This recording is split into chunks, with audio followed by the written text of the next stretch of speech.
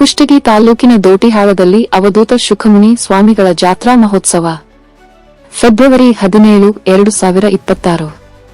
ಕುಷ್ಟಗಿ ತಾಲೂಕಿನ ದೋಟಿಹಾಳ ಗ್ರಾಮದ ಆರಾಧ್ಯ ದೈವ ಶ್ರೀ ಅವಧೂತ ಶುಕಮುನಿ ಸ್ವಾಮಿಗಳ ಜಾತ್ರಾ ಮಹೋತ್ಸವವು ಅತ್ಯಂತ ವಿಜೃಂಭಣೆಯಿಂದ ನೆರವೇರಿತು.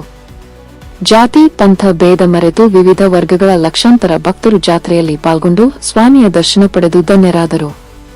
ಭಕ್ತರ ಅಪಾರ ನಂಬಿಕೆಯಂತೆ ಅವಧೂತ ಶುಕಮುನಿ ಸ್ವಾಮಿಗಳು ಮನೋವಾಂಛೆಗಳನ್ನು ಈಡೇರಿಸುವ ಸಾಕ್ಷಾತ್ ಪರಶಿವನ ಸ್ವರೂಪವೆಂದು ಪೂಜಿಸಲ್ಪಡುತ್ತಾರೆ.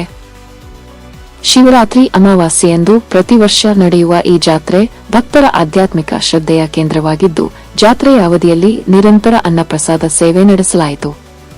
ಬೆಳಿಗ್ಗೆ ವಿಧಿವಿಧಾನಗಳೊಂದಿಗೆ ನಡೆದ ಸ್ವಾಮಿಯ ಗದ್ದುಗೆಯ ಪೂಜೆಯಿಂದ ಜಾತ್ರಾ ಕಾರ್ಯಕ್ರಮವು ಆರಂಭವಾಯಿತು. ಸಾಯಂಕಾಲದ ಹೊತ್ತಿಗೆ ಅಜ್ಜನ ತೇರನ್ನು ಅತ್ಯಂತ ಸುಂದರವಾಗಿ ಅಲಂಕರಿಸಲಾಗಿತ್ತು.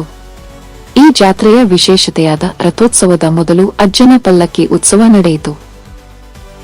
ದಾರಿಯುದ್ದಕ್ಕೂ ಮಂಗಳವಾದ್ಯಗಳ ಘೋಷದೊಂದಿಗೆ ಸಾಗಿಬಂದ ಸ್ವಾಮಿಯ ಪಲ್ಲಕ್ಕಿಯು ವಿಧಿವಿಧಾನದಂತೆ ತೇರಿನ ಸುತ್ತ ಪ್ರದಕ್ಷಿಣೆ ಹಾಕಿ ನಂತರ ಅಜ್ಜನ ಪಾದಗಟ್ಟಿಗೆ ಸಾಗಿ ಅಲ್ಲಿ ಪೂಜಿಸಿ ನಂತರ ಮತ್ತೆ ತೇರಿನೆಡೆಗೆ ಸಾಗಿ ಬಂದ ದೃಶ್ಯ ಕಣ್ಮನ ಸೆಳೆಯಿತು.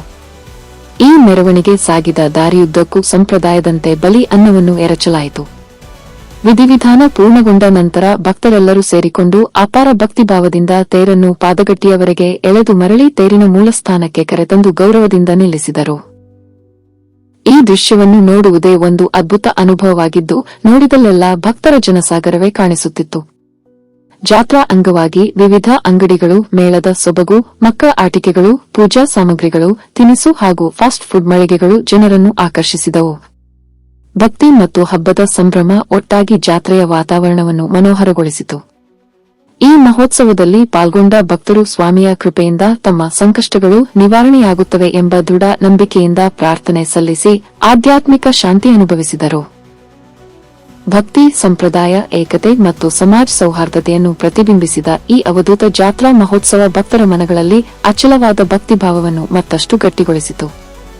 ಶ್ರೀ ಅವಧೂತ ಶುಕಮುನಿ ಸ್ವಾಮಿಗಳ ದಿವ್ಯ ದರ್ಶನ ಪಡೆದು ಭಕ್ತರು ಧನ್ಯರಾದರು. ಧಾರ್ಮಿಕ, ಸಾಂಸ್ಕೃತಿಕ ಹಾಗೂ ಸಮಾಜ ಏಕತೆಯನ್ನು ಬಲಪಡಿಸುವ ಇಂತಹ ಕಾರ್ಯಕ್ರಮಗಳನ್ನು ಜನತೆಗೆ ತಲುಪಿಸುವುದು ವಿಎನ್ ನ್ಯೂಸ್ ವಾಹಿನಿಯ ಆಶಯವಾಗಿದ್ದು, ಭಕ್ತಿ, ಪರಂಪರೆ ಮತ್ತು ಜನಸಂಸ್ಕೃತಿಯ ವೈಭವವನ್ನು ಬೆಳಕಿಗೆ ತರುವ ಸೇವೆಯನ್ನು ನಿರಂತರವಾಗಿ ಮುಂದುವರಿಸಲಾಗುತ್ತದೆ.